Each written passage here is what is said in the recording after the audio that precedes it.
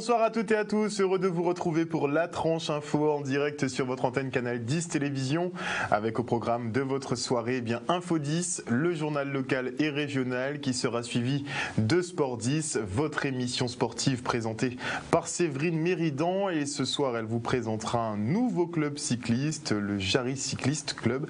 Elle parlera aussi des activités UFOLEP et reviendra avec vous sur l'actualité sportive de ce week-end. Et en troisième partie, ce sera du focus où on reviendra sur cette mobilisation des habitants de Margaillard, mais plus globalement du Gosier, qui ont effectué une rencontre en mairie avec des élus et des personnels du SIAG. Mais pour l'instant, place donc à l'actu, même s'ils y figurent aussi.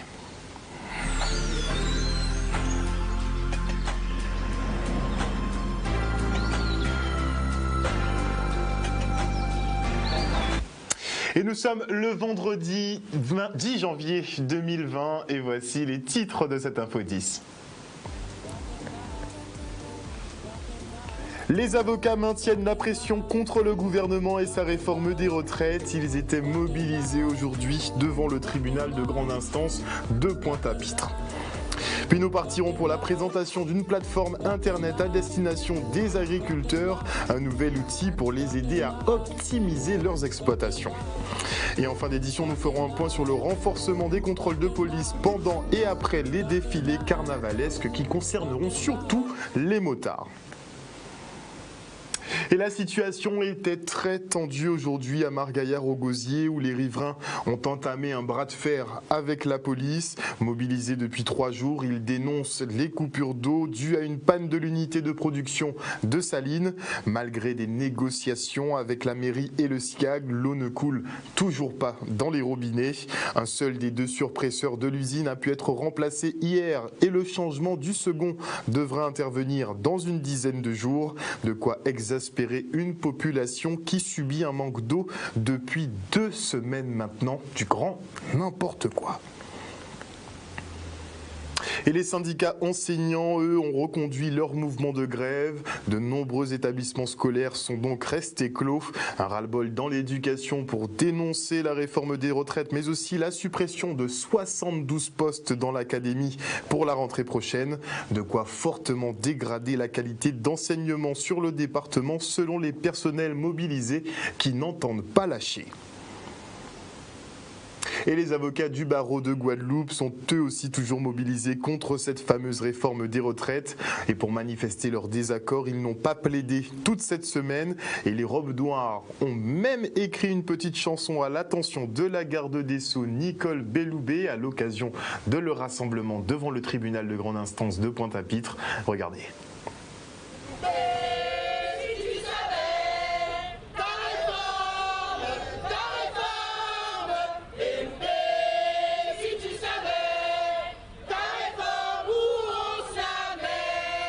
Les avocats ont répondu massivement à l'appel à la grève. Vous voyez que cette mobilisation, elle est pratiquement au-delà de la moitié du barreau.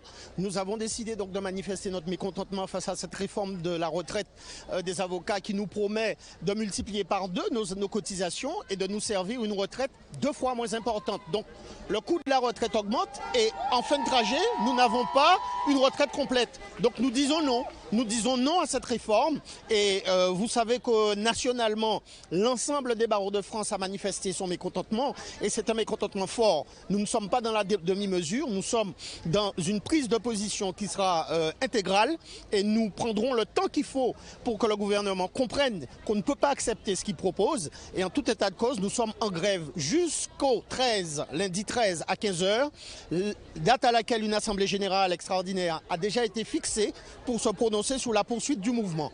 Donc nous n'avons aucune hésitation sur la nécessité de rester en grève jusqu'à ce que nous ayons gain de cause.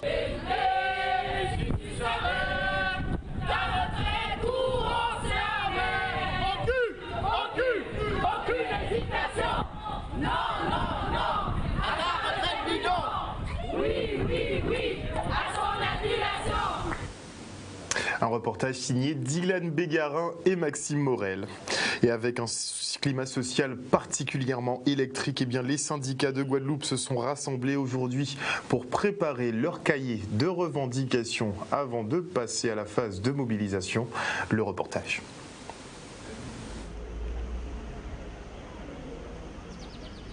Bon matin là, nous avons rencontré avec l'ensemble des cadres à toute organisation syndicale pour ensemble nous élaborer un cahier de revendications pour nous dénoncer et aussi aller rencontrer Peuple Guadeloupe et faire Peuple Guadeloupe comprendre nécessité, obligation qu'il faut immobiliser. Parce que c'est celle genre qui peut régler le problème à pays là ça. Mobilisation à Peuple Guadeloupe et faut nous du nombre. À part des mondes, il faut tout Peuple Guadeloupe comprendre. Pendant qu'on voit que par exemple la CRC commandé un certain augmenté de l'eau à moun Sud-Bastère de 197%, ça c'est pas normal. Nous ne pouvons pas accepter, si c'est là accepter. Si peut-être il faut être vrai, la Chambre régionale des comptes et dénoncer le comportement, eh bien, nous sommes obligés de faire. Et on a problème à 40%, on a problème à de l'eau, on a etc. des problèmes en pays là, ça là, qui a fait que nous pouvons mener un mouvement.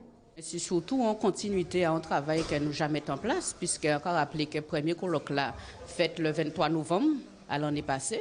Donc c'est en continuation, hein, nous dit comme ça que effectivement là nous allons mettre deuxième colloque là en place pour continuer parler avec l'ensemble des délégués qu'il y a dans toutes les entreprises pour nous parler ensemble des situations que tout le monde vit, des difficultés qu'il y a en pays là, mais de surtout quand nous mettre en place ensemble justement pour faire en sorte que nous déchouquions toute profitation là ça qu'il y a dans le pays là et qui j'en fait en sorte que nous Guadeloupéens nous n'y doit à la vie en dans le pays en nous.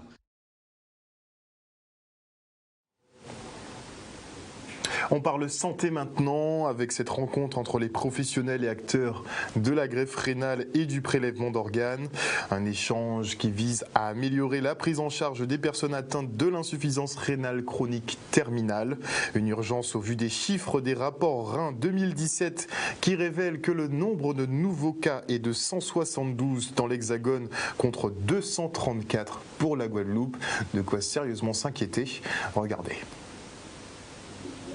Donc il y a une amélioration depuis plusieurs années régulière de collaboration inter-îles, interrégionale avec la ville et l'hôpital. Cette amélioration, elle fait que l'année 2018 a été exceptionnelle avec une augmentation très forte du nombre des greffes. Et on sait que les besoins aux Antilles en termes de greffe de rein sont 2 fois plus importants qu'en métropole. Le prélèvement de donneurs décédés est équivalent aux Antilles et même légèrement supérieur à ce que l'on observe dans les régions métropolitaines.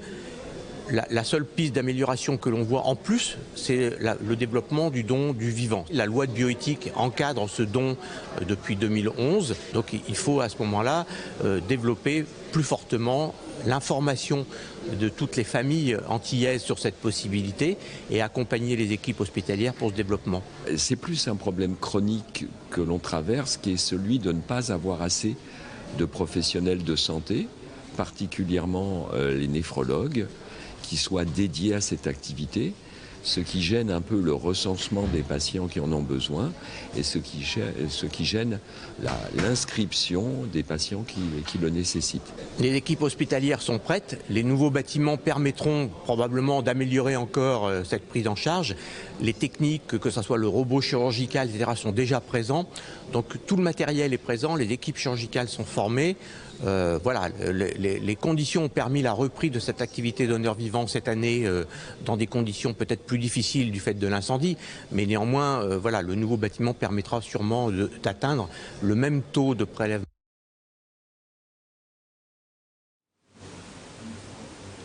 Afin d'optimiser les productions agricoles, la région Guadeloupe a fait appel au savoir-faire de Maïditech, une jeune start-up guadeloupéenne qui a mis au point une plateforme numérique permettant d'exploiter des données météo, de la cartographie ou encore d'avoir de la vidéosurveillance. Le reste en images. Je tiens à féliciter tous ces exploitants agricoles qui ont participé, qui se sont impliqués avec Meditech. C'est une première en Guadeloupe. Cela montre un peu que nous avons des jeunes qui veulent innover, des jeunes start-up qui font de belles choses, comme a expliqué le président de Meditech. Aujourd'hui, l'intérêt, c'est permettre quand même de contrôler, de voir une exploitation, tout ce qui se passe, l'intempérie, les fongicides, s'il y a même le soir des voleurs. Donc c'est une innovation et j'espère que ce sera vraiment bénéfique pour l'agriculture en Guadeloupe. Alors vraiment, je tiens à féliciter Meditech, comme le disons, c'est ce que nous appelons le neveu quand nous parlons du nouveau modèle économique et nous sommes là pour les accompagner, surtout que bientôt il va héberger à la station F, c'est ça? Où tu es déjà? Je suis déjà. Déjà à la station F et à Audacia Technopole Caraïbes. Après, ça nous fait à peu près 5 ou une dizaine de start-up que nous avons, de jeunes qui ont envie d'innover pour la Guadeloupe. Donc c'est vraiment une fierté pour moi, président, mais pour la Guadeloupe aussi. Mais la plateforme sur cette exploitation, M. Ferger nous rejoint dans le cadre des analyses de cartographie d'imagerie aérienne pour tout ce qui est culture de canne à sucre et d'ananas, et aussi d'analyse de données météo, parce qu'il y a une borne météo sur son exploitation qui lui permet à lui d'avoir les données précises de son exploitation, mais qui nous permet à nous d'avoir des données un peu plus générales et globales sur l'ensemble du territoire. C'est simplement de faire de l'agriculture de précision, donc avoir les données précises pour faire une agriculture de précision et prendre les bonnes décisions au bon moment. Agriculture, culture, élevage, et on a un projet sur tout ce qui est aussi pisciculture et tout ce qui est pêche. Mais bon, ça va venir un peu après. Mais voilà, c'est tout ce qui concerne l'agriculture.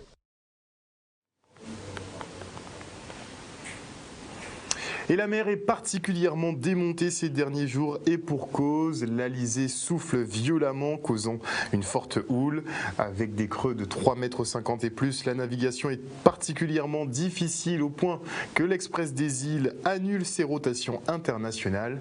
Le reportage. Un phénomène exceptionnel avec une mer formée, une forte houle. Donc nous avons pris la décision à l'Express des îles d'arrêter nos rotations sur l'international de vendredi 10 janvier au mardi 14 janvier. Le retour à la normale est prévu mardi 15 janvier si les conditions de mer le permettent.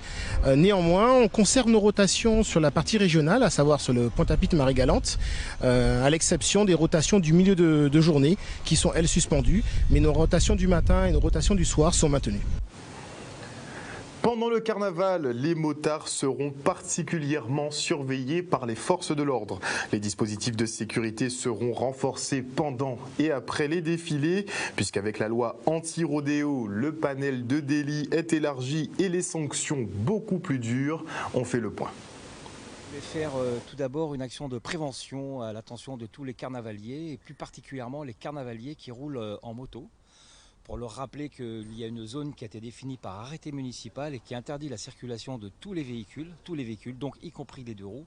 Grosso modo, entre le secteur avenue Mandela, rue Frébeau, Légitimus et toutes les rues qui sont comprises dans ce secteur-là, c'est-à-dire le secteur où peuvent aller régulièrement les déboulés, et leur rappeler que nous serons là, présents, pour sanctionner toute infraction qui pourra être relevée. On fait une action de prévention parce qu'on a constaté d'abord au cours du premier week-end dernier qu'il y a beaucoup de scooters qui n'avaient pas respecté la réglementation en vigueur. Donc on tient à leur préciser que les attitudes qu'on a vues lors de ce premier dimanche ne seront plus acceptées sur les dimanches suivants, et que donc on va mettre en place un certain nombre de dispositifs de sécurité pour les contrôler, pour vérifier.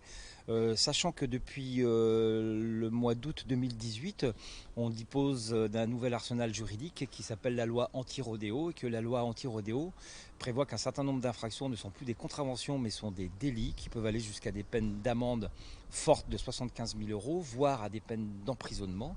Et qu'en sus, il y a ce qu'on appelle des peines complémentaires qui nous permettent éventuellement de confisquer les automobiles ou les deux roues. Les riverains, normalement, ont été prévenus par la mairie et doivent avoir un badge d'accès sur leur lieu de domicile. En tout état de cause, nos services sont prévenus aussi que les riverains effectivement risquent de passer dans ce dispositif, et sur présentation d'une carte grise justifiant de leur identité et de leur adresse, ils pourront accéder sans difficulté à leur habitation.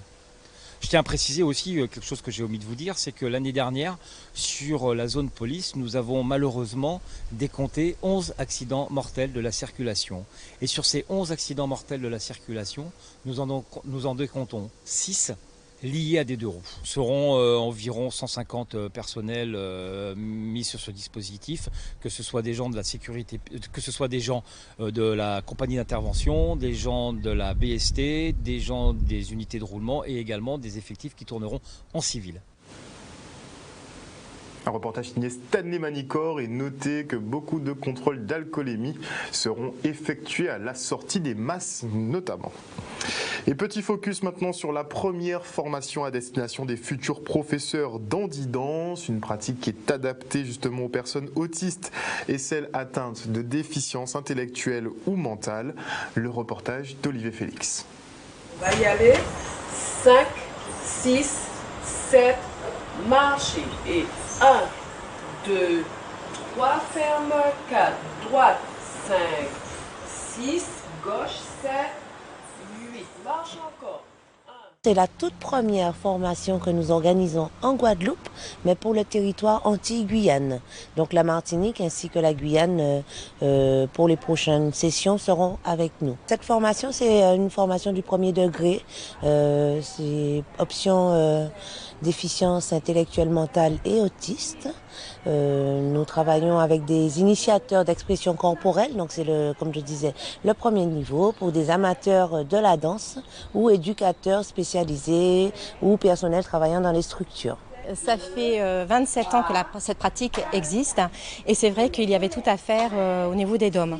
Donc c'est vrai que c'est un honneur pour moi de poser cette première pierre en Guadeloupe, cette terre magnifique, et il y a tout à faire. Réellement, il faut sensibiliser tout le personnel de structures spécialisées, les animateurs, les professionnels de la danse pour qu'ils puissent se former et avoir une pratique vraiment sérieuse pour permettre justement la protection de ces personnes en situation de handicap, pas de mise en danger par rapport à la pratique de la danse et favoriser l'autonomie et surtout la valorisation de ces personnes. Donc je pose la première pierre, mais à l'heure d'aujourd'hui, Marie-Vonne Herdan-Nicolas se forme à mes côtés pour être formatrice parce qu'on ne s'improvise pas du tout formatrice et de ce fait, je suis heureuse que le relais puisse se faire donc en Guadeloupe et donc pour les Antilles et la Guyane. Alors l'activité handi-danse, c'est tout simplement une activité à part entière, comme si on proposait à une personne valide d'aller en cours de danse. Sauf que cette pratique, elle est adaptée.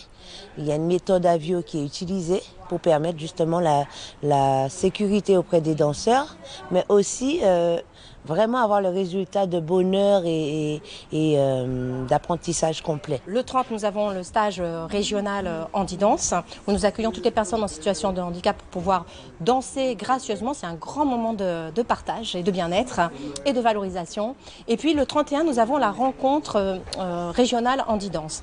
Donc c'est la fédération qui organise cela en partenariat avec une organisation américaine qui se nomme Handi-Dance World, car nous procédons à l'ouverture officielle de cette organisation caritative Handi-Dance World. Voilà, pour remplacer ce grand show qui deviendra l'année prochaine une rencontre et concours qui n'avait pas lieu à l'heure d'aujourd'hui. Avant, ça a toujours été une rencontre. Mais cette fois-ci, il y a le concours en plus. Donc ça veut dire qu'il va y avoir des prix, donc des médaillés d'or, d'argent et de bronze. Donc c'est une très grande première et ça va être un événement fabuleux et incontournable pour la Guadeloupe, les Antilles et la Guyane, bien sûr. Alors rendez-vous le 31 mars. Voilà, chers téléspectateurs, nous sommes arrivés au terme de cette Info 10. Si vous voulez prendre la mer, n'oubliez pas que nous sommes en vigilance jaune pour vent violent et mer dangereuse à la côte. L'Express des îles a même annulé ses traversées internationales, donc soyez extrêmement prudents. Un bon carnaval à vous, merci pour votre fidélité à ce programme. N'oubliez pas que sur Canal 10 Télévision, vous faites l'information que nous diffusons. Une excellente soirée à l'écoute de nos programmes.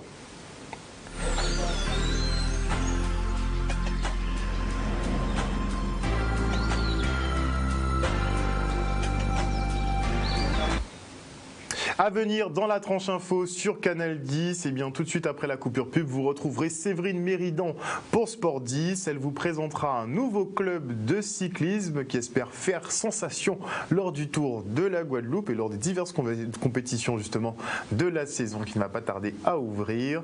Elle parlera aussi des activités de l'UFOLEP et du programme sportif pour ce week-end. En deuxième partie, eh bien, on reviendra sur le live que j'ai réalisé justement ce midi à la municipalité, à la mairie du Gosier, où des riverains de Margaillard, mais de d'autres sections, ont été reçus par des élus et par des personnels du SIAG afin de leur expliquer eh bien, ce qu'ils vont faire pour qu'ils aient finalement de l'eau dans leur robinet. Pour ceux qui ne savent pas, à Margaillard, ils n'ont pas d'eau depuis 15 jours maintenant et dans certains quartiers du Gosier, eh bien, c'est depuis 3 semaines. Des coupures qui coïncident bizarrement avec la fin des tours d'eau sur la commune des Abîmes. Monsieur Éric Jalton avait prévenu qu'il ne délesterait plus sa commune pour les autres locataires, on va dire, les autres locataires du SIAG. Donc on commence à voir effectivement les conséquences de certains choix. Et avant la coupure pub, eh bien, je dis bonsoir à Poussine Smith, bonsoir à Alice Beaugendre, bonsoir à Liliane Campbell, à Fabien Nebo, toujours connecté Fabien Nebo. Et oui, nous tenions des polices en journal là, effectivement, puisque Yokai sévit pendant le carnaval. Donc les motards, faites très attention à vous. Bonsoir à Morgane Wynne, bisous chouchou. Bonsoir à Laurine Choisy, bonsoir à Kylian Romain. Est-ce que ça va Kiki? J'espère que oui. Bonsoir à Juliette Moëson, bonsoir à OPP Krabraïb, bonsoir à Dominique Landry, à El Carino Valentino Cardona, et bonsoir également à qui d'autre? À Rodrigue Nidois, toujours connecté Rodrigue. Merci à vous de nous suivre sur les réseaux, n'hésitez pas à partager le live, on se retrouve tout à l'heure.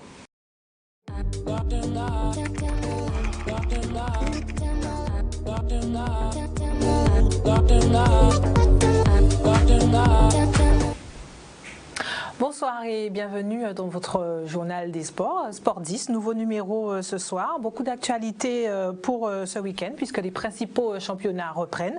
Donc au programme ce soir, les différents rendez-vous sportifs de ce week-end. On parlera également donc de l'UFOLEP et pour parler donc de cette institution, je reçois donc Devrick Farasman qui est donc le directeur régional de l'UFOLEP. Bonsoir. Bonsoir Séverine, merci pour l'invitation. Bonsoir. C'est avec plaisir.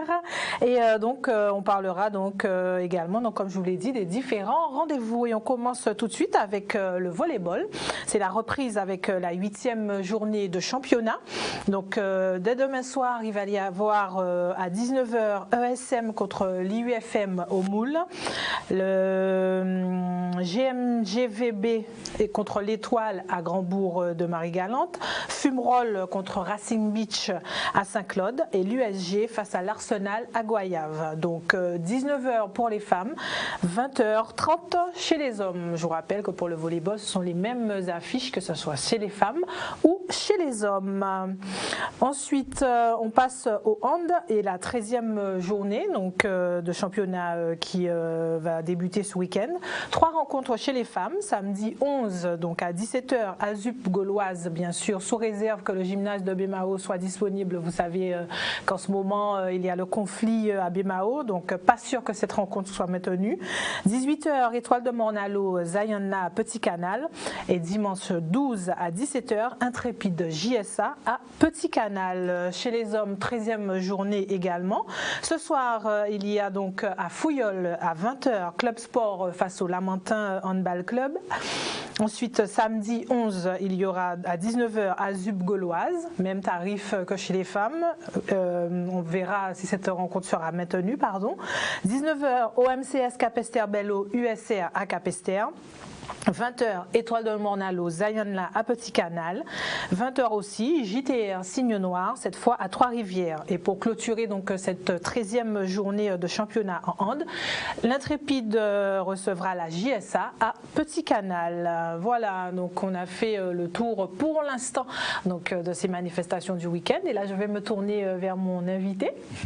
Donc, Devrick, est-ce que justement tu peux nous présenter l'UFOLEP, parce qu'on entend beaucoup parler de l'UFOLEP, mais en fait concrètement, qu'est-ce que c'est? Merci de me permettre de présenter l'UFOLEP. C'est vrai qu'on entend souvent parler de l'UFOLEP sur différents types d'actions, par rapport au cyclisme, par rapport au football, par rapport au futsal, par rapport à la marche, pour ne citer que ce type d'activité. Il faut savoir que l'UFOLEP, c'est une fédération multisport. Donc j'ai entendu, on a parlé de volleyball, on a parlé de handball, on va parler de d'autres disciplines. Tout ça, ce sont on va dire des fédérations délégataires. D'accord. Donc leur objectif, c'est de former des sportifs de haut niveau, de gagner des médailles olympiques. Nous, on est une fédération multisport, donc on mélange toutes les activités physiques et sportives. Et notre objectif, c'est d'amener le maximum de personnes à faire du sport. Donc, développer le sport de masse. Développer le sport de masse, le sport santé, le sport intergénérationnel, tout ce genre de thématiques. Et aujourd'hui, en Guadeloupe, on a 13 disciplines sportives. Donc, le cyclisme, le football, ce sont les disciplines, on va dire, qui sont à l'UFOLEP depuis même avant ma naissance. Mais aujourd'hui, il y a d'autres disciplines qui, si je peux vous citer la gymnastique artistique, qui est dorénavant à l'UFOLEP, le futsal d'ailleurs qui est à l'UFOLEP, très dynamique aussi comme discipline. On a eu aussi le jet ski, on a des activités nautiques, mécaniques, ce genre de choses. Justement, on parlait par exemple du futsal. C'est une activité quand même qui est effectivement très développée, qui a pris un bel essor, dont on entend beaucoup parler. Donc justement, quelle est la différence, puisqu'ils sont aussi affiliés normalement à la Ligue. Donc comment ça se passe, les deux maillons, UFOLEP, Ligue de Guadeloupe de foot, comment c'est articulé en fait? Mais comme je disais, par exemple, le futsal c'est une discipline. On a le foot, il y a aussi le foot à 11 qui est à la Ligue de Guadeloupe de football. Il y a le cyclisme aussi à l'UFOLEP qui est aussi donc, le comité régional cycliste, celui qui organise le Tour de la Guadeloupe, qui organise donc ses compétitions. L'UFOLEP organise les siennes. Donc en fait, on est sur un territoire où, j'ai tendance à dire, on est le territoire de France où il y a le plus de sportifs.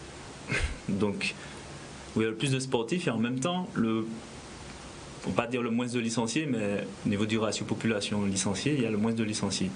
Donc, on est une population très axée vers l'activité physique. Donc, il y a de la place pour tout type de fédération. Nous, on est une fédération multisport. Donc, pour prendre l'exemple du futsal, qui se développe depuis 4-5 ans en Guadeloupe. Donc, il s'est développé à la Ligue guadeloupéenne de football depuis 4-5 ans. Il est à l'UFOLEP depuis 2 ans. Le futsal se développe au même titre que la gymnastique rythmique sportive à l'UFOLEP. C'est-à-dire que vous proposez également donc des compétitions. Est-ce qu'il y a calendrier différent de celui du futsal déjà qu'on peut trouver sur la Ligue. Comment ces deux championnats qui sont séparés? Alors ce sont deux championnats qui sont séparés. Donc les deux championnats fonctionnent de la même façon. Hein. Il faut un gymnase, il faut des équipes, il faut des arbitres, il faut des joueurs. Mais nous, ça c'est propre à l'UFOLEP.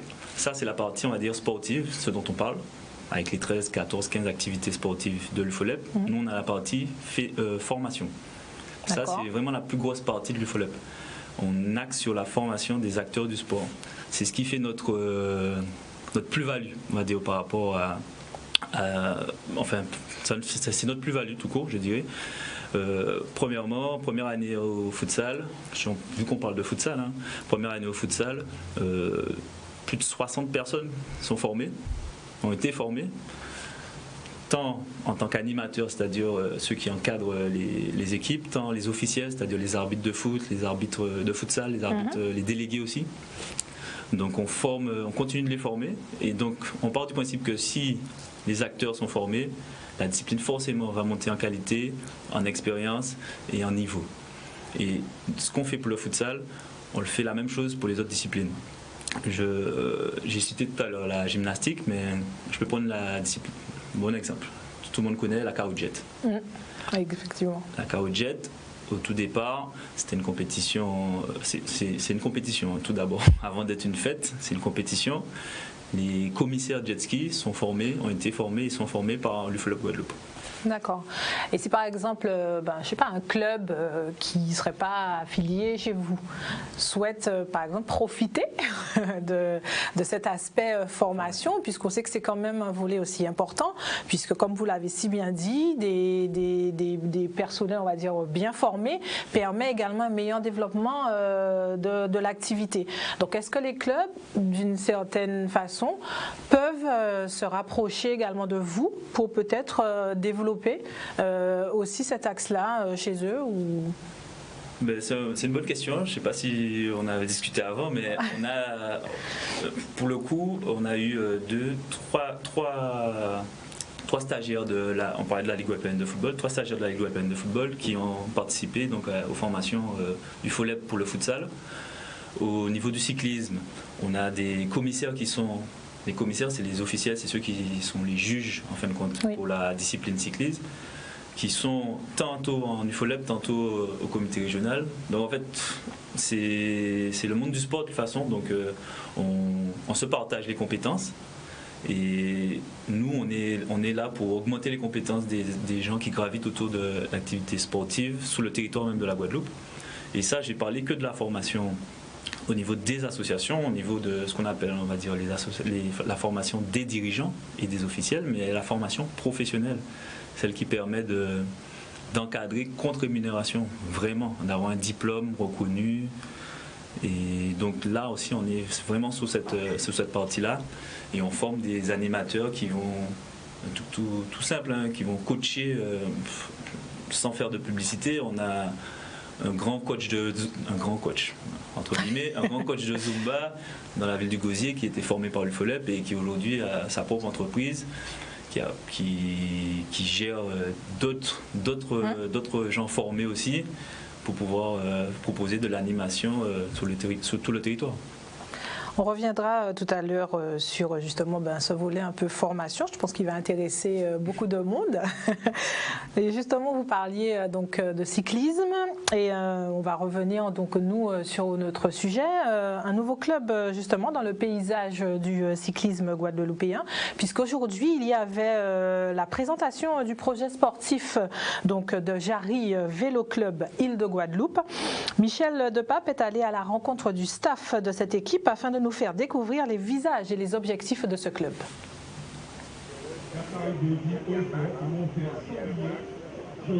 Donc en gros, on a créé un club qui est axé sur un véritable projet sportif. L'idée justement, c'est qu'on travaille sur un triple projet avec les jeunes. Donc ils ont à la fois un projet professionnel, un projet personnel et un projet sportif. Toute l'idée étant de les accompagner pour qu'ils puissent aller le plus loin possible dans leur discipline. J'arrive au club, c'est une rencontre. C'est une rencontre entre un projet et un sportif qui était avec moi, en fait Yanis Agricole, pour ne pas le nommer, que depuis l'année dernière je m'en occupe. On a fait une bonne saison en première année junior et j'ai vu passer un projet que tu m'avais envoyé d'ailleurs et j'ai trouvé que ce projet-là était intéressant pour ce gamin-là et que ça rentrait en synergie avec ce que je voulais faire. Parce que moi je considère que le vélo en Guadeloupe est en train de s'enterrer parce qu'on ne sort pas à l'extérieur. Donc ce projet-là, et j'ai eu la chance tout de suite, j'ai été voir mes patrons parce que je suis également pilote Air Caraïbes, en leur disant voilà, il y a ce projet-là, les gars, il faut soutenir, c'est des jeunes Guadeloupéens, il faut foncer. Alors ce qui nous fait plaisir, c'est que vous savez qu'Air Caraïbes est une compagnie antillaise, donc on a beaucoup de sponsoring, de partenariats, mais là ce qui nous fait plaisir, c'est différentes choses, c'est de nous lancer dans le vélo, avec une compétition avec des jeunes surtout, hein, des jeunes qui se lancent aussi, avec un partenariat qui est vraiment guadeloupéen, gosier et quelque chose qui change un peu de nos autres partenariats. Donc on est content d'être sponsor de ce club de vélo, oui absolument. Déjà j'ai choisi le vélo parce que depuis un certain moment je trouve vraiment une passion à monter le vélo. Et surtout à ce sport qui est quand même assez compliqué, mais qui reste quand même magnifique à la fois. Et c'est ce qui me plaît dans ce sport justement. Et la porte que j'attendais justement, c'est une porte qui nous permet à nous les jeunes de pouvoir montrer ce qu'on vaut et pas forcément être caché derrière certains grands acteurs du vélo ici en Guadeloupe.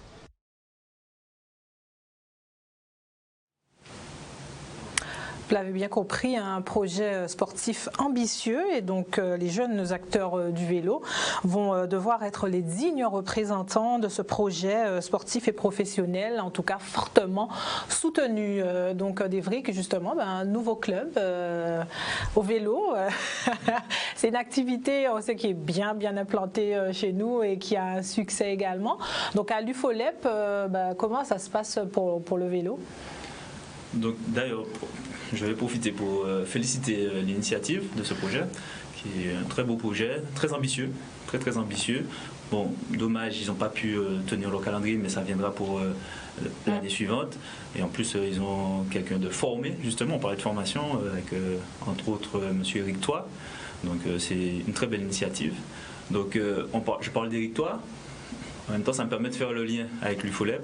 Éric Toit qui est formé, qui est un ancien cycliste, et toujours cycliste d'ailleurs, guadeloupéen, et qui aussi intervient dans la formation fédérale au niveau de l'UFOLEP.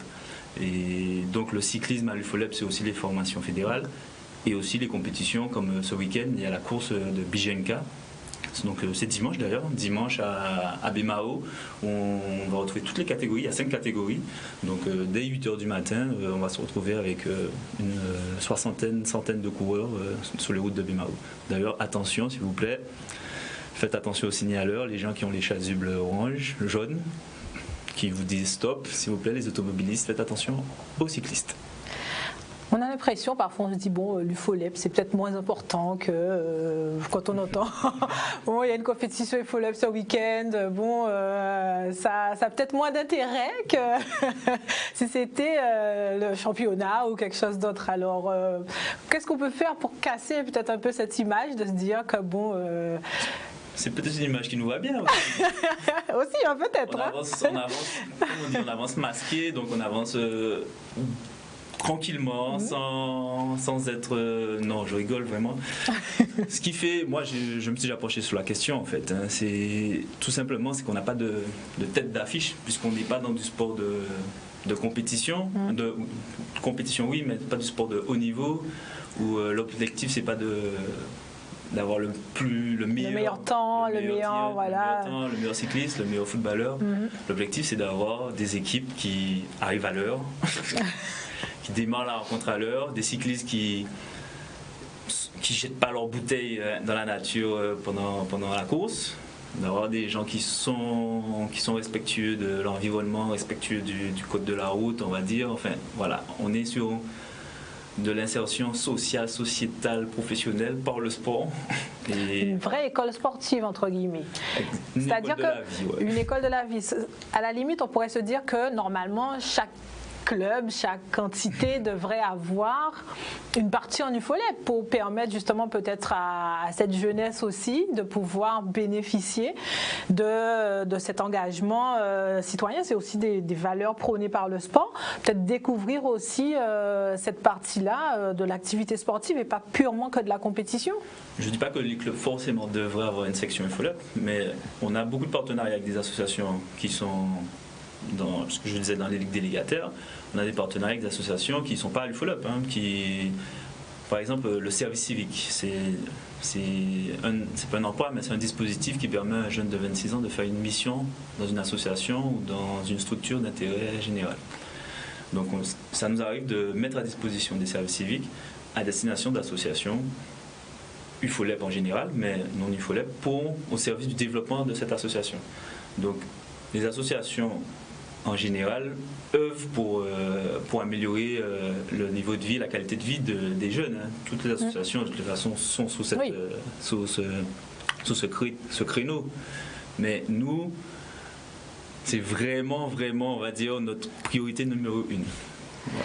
On va revenir sur l'aspect formation, c'est-à-dire que si par exemple moi demain je veux me lancer, je suis dans le sport, je souhaite peut-être me perfectionner en tant qu'entraîneur, est-ce que je peux me rapprocher de vous?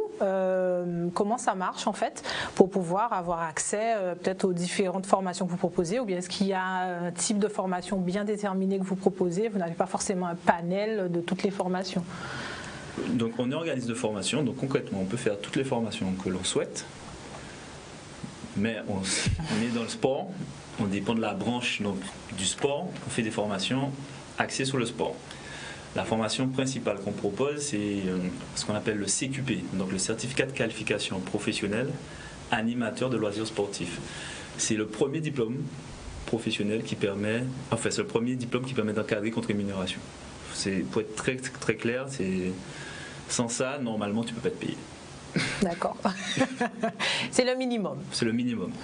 Et c'est un diplôme qui est assez large, il y a différentes options, et qui permet donc aux stagiaires, donc aux diplômés, à la fin d'encadrer, que ce soit à la petite enfance, que ce soit des seniors dans les EHPAD, dans les maisons de retraite, ou dans les associations, par exemple. Donc c'est assez large, ça peut être du préparateur physique jusqu'à celui qui fait, comme je l'ai dit tout à l'heure, un coach personnel. Après, il y a des diplômes qui sont plus élevés, c'est sûr, mais le CQP, c'est un diplôme qui se fait sur 6 mois, à raison de 2-3 jours par semaine. Et il suffit de se rapprocher de l'UFOLEP. Tapez UFOLEP Guadeloupe, on est à l'ère du numérique, on a toutes les coordonnées de l'UFOLEP. Cette formation, elle est payante, C'est une formation payante. Donc, en général, tout ce qui est payant, ça rime avec qualité.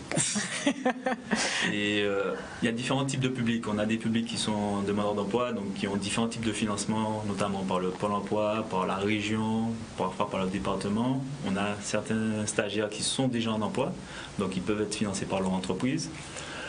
Donc oui, c'est payant. En général, très souvent, le stagiaire n'a pas beaucoup d'argent à sortir de sa poche. Très bien. Donc, à part ça, est-ce que l'UFOLEP ambitionne donc on va dire de récupérer d'autres disciplines, ou est-ce qu'aujourd'hui, avec le quota de disciplines qu'il y a en Guadeloupe, c'est suffisant et on va dire que c'est suffisant au bon fonctionnement de l'UFOLEP? Non, comment dirais-je, on dépend du ministère des Sports, on dépend du comité régional olympique sportif de la Guadeloupe.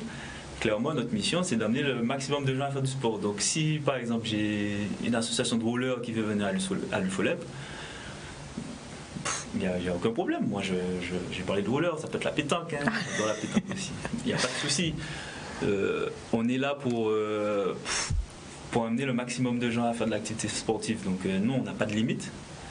C'est juste qu'il faut rentrer dans le développement donc, lié à l'UFOLEP, comme je le disais, je l'ai quand même bien répété là. Oui, il faut avoir l'état d'esprit. Il faut avoir l'état d'esprit, voilà. On n'est pas là pour... si tu veux absolument venir à l'UFOLEP pour participer au championnat du monde de je ne sais quelle discipline, ce ne sera pas là. C'est peut-être pas la bonne solution. Par contre, si tu veux venir à l'UFOLEP pour pouvoir développer ton quartier, développer ta section, par l'entrée discipline sportive, là, on frappe à la bonne porte.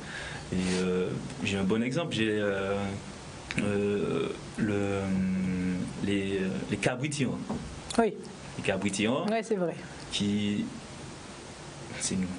Franchement, c'est une grosse machine, je sais pas. Vous connaissez le boutillon, bien même. Oui, là, ça... je connais un peu moins.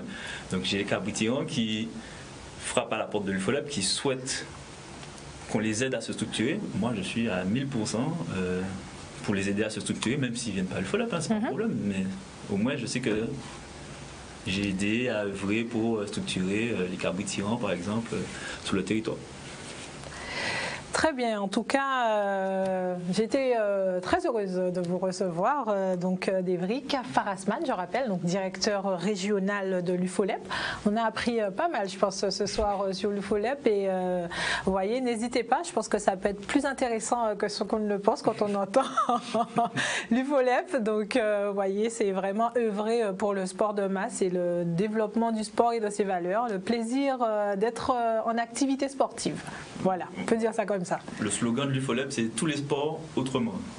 Donc ça veut tout dire en fin de compte. On est là pour le sport, mais autrement.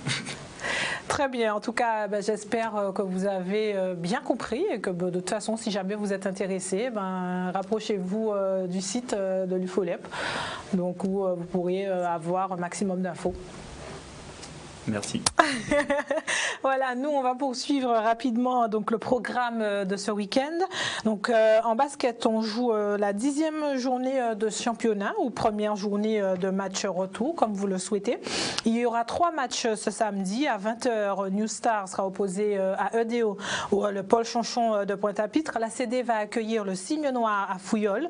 L'USR affrontera l'AS Vatable à Sainte-Rose. Et pour clôturer cette journée, cette 10e journée de championnat, dimanche, la MJC recevra le Bonello au hall Paul Chonchon et cette fois ce sera à 17h. Sachez également que le match Phoenix AOG a été reporté. Donc je vous rappelle également qu'en levée de rideau des rencontres seniors, il y a des matchs de championnat U20.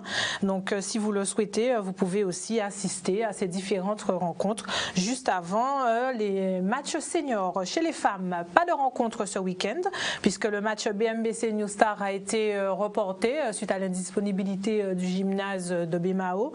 Et puis la MJCA face à la SCB, pareil, le match a été reporté au 14 mars.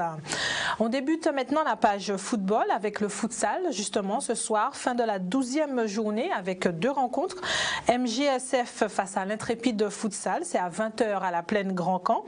Et puis à 21h45 au gymnase de Douville, le Canon FC sera opposé aux Zayanla. Ensuite, pour la régionale 1, c'est la 14e journée. 4 rencontres samedi. JSVH Amical à 15h30 à Vieux Habitants. Stade Lamantinois AS Gosier à Petit-Bourg. L'AS Gosier, on le rappelle, qui est toujours invaincu dans ce championnat. Le CSM sera opposé à Lunar à 20h au Moule. C'est le 7e qui accueille le 8e de ce championnat. Donc une belle affiche en perspective. Et ensuite, pour clôturer cette journée de samedi, la Jeunesse Évolution sera opposée à la Solidarité Scolaire à 20h aux Abîmes. Et ensuite, 3 rencontres le dimanche. À 15h30, on a Gauloise USR. Ensuite, USBM Arsenal. Et le Phare qui sera donc opposé au Racing Club. Donc ces rencontres qui auront lieu, je vous ai dit, à 15h30. Sachez également que l'affiche du dimanche sera Gauloise USR puisqu'il y a un petit point qui sépare ces 2 équipes au classement. Donc ce sera également une belle affiche, une belle lutte pour gagner, grappiller quelques places au classement. Chez les femmes, samedi 11 janvier, l'AS Anonyme affrontera l'AS Moreau à 15h30 au Moule. L'AS Les Increvables sera opposé à l'US Cambrefort au Moule sur le terrain de Château-Gaillard. Et dimanche 12 à 15h30, le Sporting de Bémao sera opposé à la Gauloise sur le terrain de Calvaire-Bémao. En bref, pour finir, sachez que l'escrime, il y a de l'escrime dimanche avec la Coupe de la ville de Gourbert, compétition à l'épée et au fleuret pour les catégories M9, M11, M13 et M17. C'est la 15e édition de cette coupe. Début de compétition prévu à 8h au gymnase Lucette Michaud-Chevry de Gourbert. Et enfin, samedi, en tennis de table, il y a la 6e journée de championnat pour les équipes R1 et R3 et 8e journée de championnat pour les équipes de Régional 4. Voilà, nous avons fait le tour de cette actualité sportive. Je vous souhaite un très très bon week-end sportif et nous on se donne rendez-vous lundi bien sûr pour faire le point sur les différents résultats de ce week-end et on parlera également formation toujours, mais cette fois formation d'arbitrage de basket avec monsieur Kazako Patrick qui sera donc notre invité ce lundi. Voilà, portez-vous bien, amusez-vous bien, profitez bien des terrains, supportez bien et nous on se donne rendez-vous dès lundi. Bonne soirée à vous.